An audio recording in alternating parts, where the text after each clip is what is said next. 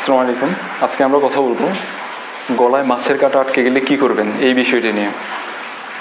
গলায় মাছের কাঁটা আটকে গেলে প্রথমেই যে বিষয়টি করতে হবে সেটা হচ্ছে ভয় পাওয়া যাবে না।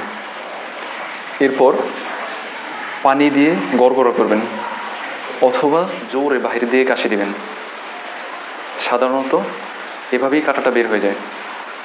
এরপরও যদি কাঁটা বের না হয় সেক্ষেত্রে শুকনো ভাত অথবা কলা না চিবিয়ে গিলে ফেলতে হবে।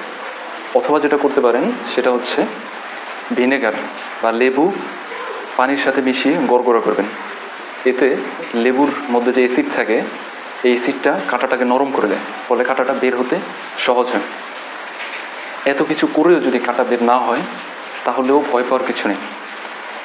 যদি কাঁটাটা ছোট হয় তাহলে এটা হচ্ছে বডি এমনিতেই গলিয়ে ফেলবে, আর যদি কাঁটাটা বড় হয় তাহলেও ভয় পাওয়ার কিছু নেই। সেক্ষেত্রে ডক্টরের শরণাপন্ন হতে হবে, অর্থাৎ নিকটস্থ কোনো হসপিটাল যেমন উপজেলা স্বাস্থ্য কমপ্লেক্স বা সদর হসপিটালের ইমার্জেন্সি বিভাগে গেলে কাঁটাটা সহজেই বের করে দেবে।